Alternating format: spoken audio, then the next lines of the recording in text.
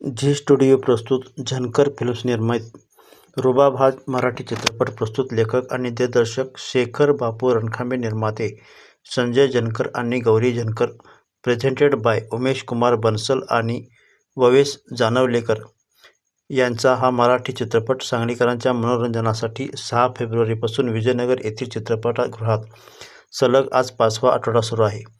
मराठी चित्रपट असून देखील प्रेक्षकांची बरीच गर्दी या ठिकाणी खेचलेली आहे.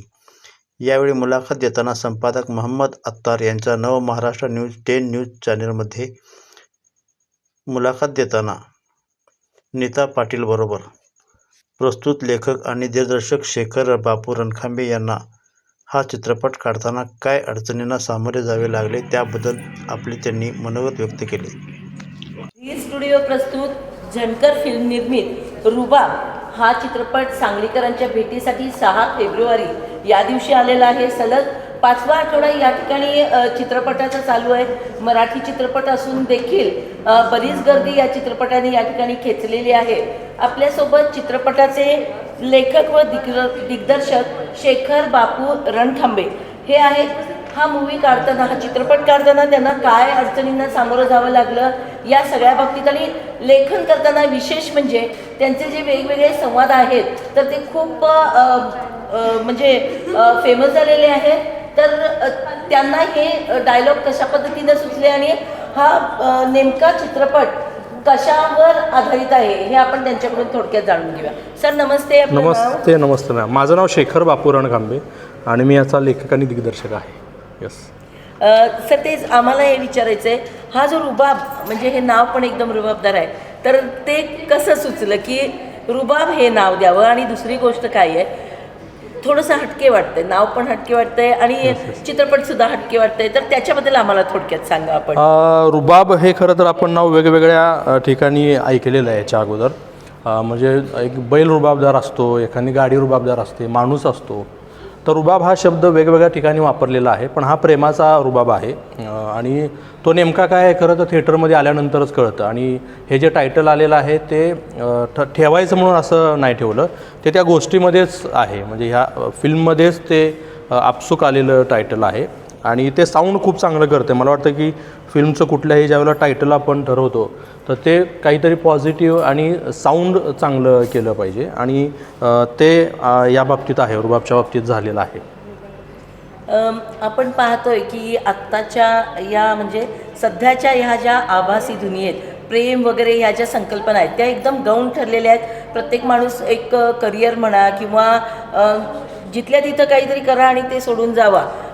एक व्यक्ती असू देत, प्रेम असू देत किंवा कुठलीही गोष्ट असू दे, नोकरी असू दे, पर्यायाने एनिथिंग. म्हणजे आत्ताची जी यूथ आहे तर तरुण पिढी अशीच आपण पाहतोय. पण त्यामध्ये सुद्धा आपण आत्ताच्या काळात हा एक प्रेम चित्रपट काढलेला आहे आणि तो इतका चालला आहे, तर त्याच्याबद्दल आपण काय सांगाल? म्हणजे ही संकल्पना अशी का सुचली की या काळात सुद्धा प्रेमाच्याबद्दल आपण काहीतरी लिहावं? थँक्यू. खरं तर मी सगळ्या प्रेक्षकांचा आभारी आहे की 5व्या आठवड्यात फिल्म असताना लोक फिल्म बघायला येत आहेत आणि आता परत 6वा आठवडा सुरू होईल. तर हा खरं तर माझ्यासाठी आणि आमच्या सगळ्या टीमसाठी खूप आनंदाची गोष्ट आहे. आता प्रेम म्हणाल तर प्रेम म्हणजे अशी भावना आहे ही जगात कुठेही आपण गेलो तर प्रेम आहे. आणि त्याला कुठल्या भाषेचं बंधन नाही आहे. तर ती भावना दोन माणसं ज्यावेळेला एकत्र येतात त्यावेळेला ती भावना आपसुकच त्यांच्यामध्ये येते. मग ती आत्ता जरी असली तरी आत्ता ते जरी आपण म्हणतो की पूर्वीचं प्रेम हे खूप टिकणारं होतं म्हणा, किंवा लोक एकच कोणीतरी आवडायचं आणि मग ते मरेपर्यंत त्यांची आवड एकच असायची. आता ते तसं नसलं तरी प्रेम हे अजूनही तसंच आहे. आणि ही फिल्म प्रेम करणाऱ्या सगळ्या लोकांना काहीतरी सांगण्याचा प्रयत्न करते. आणि त्याच्यात फक्त सांगणं नाही तर ती आत्ताच्या लोकांना किंवा ते कुणीही बघितलं तर सगळ्यांना ती आपली गोष्ट आहे असं वाटावं अशा पद्धतीनं त्याचं डिझाईन केलेलं आहे. खरं तर फिल्मची टॅगलाईन नाही एकाची नाही तर अख्ख्या जगाची लव्ह स्टोरी आहे.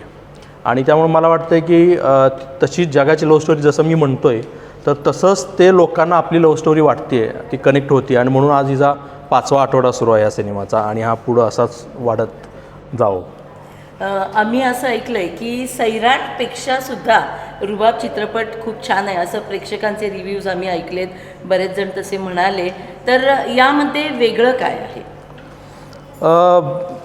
काय आहे की प्रत्येक माणसानं प्रेम केलेलं असतं आणि त्याचं प्रेम हे वेगळंच असतं. याच्या अगोदरही खूप साऱ्या लव्ह स्टोरीज आल्या, म्हणजे खूप जुन्या काळापासून जर काढल्या तर खूप लव्ह स्टोरी आल्या, तरी प्रत्येक वेळेला ती लव्ह स्टोरी काहीतरी वेगळं येते.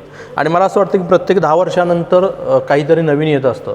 आणि तुम्ही म्हणताय तसं सैराटचं जसं उदाहरण तुम्ही देताय, तर सैराटचं आणि ह्याचं तसं काहीच कंपॅरिझन नाही आहे. सैराट ही खूप मोठी आणि खूप चांगली आणि खूप गल्ला जमवलेली आणि खूप मोठी फिल्म आहे खरं तर सैराट.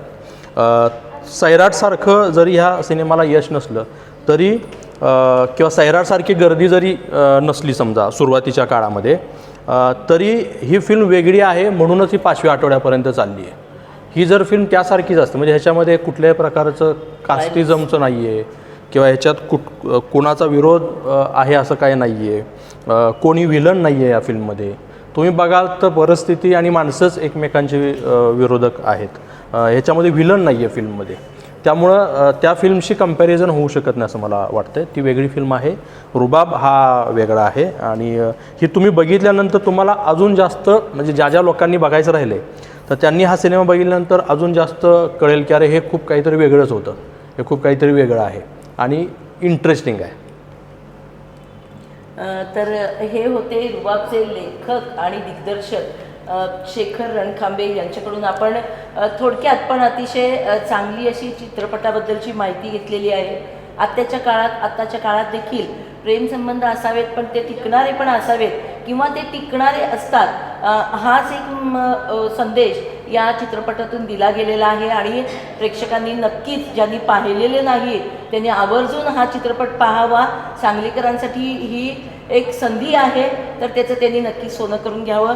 रुबाब टीमच्या सर्व कलाकारांना आणि सर्व म्हणजे पडद्यासमोरचे आणि पडद्यामागचे जे काही आहेत कलाकार, तर त्या सर्वांना आमच्या न्यूज टीमकडून भावी वाटचालीस खूप खूप शुभेच्छा. धन्यवाद.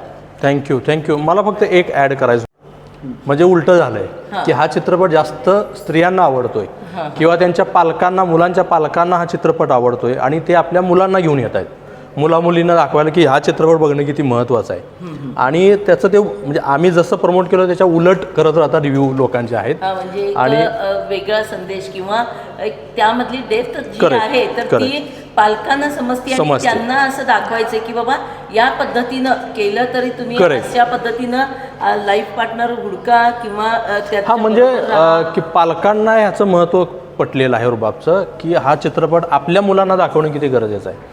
आणि मी हे तुम्हाला परत का थांबवून सांगितलं, कारण आता 12वीच्या परीक्षा संपलेल्या आहेत. तर मी तुमच्या माध्यमातून सगळ्या पालकांना सांगेन की 12वीच्या परीक्षा संपलेल्या आहेत, तुमच्या मुलींना घेऊन या आणि हा चित्रपट प्लीज बघा.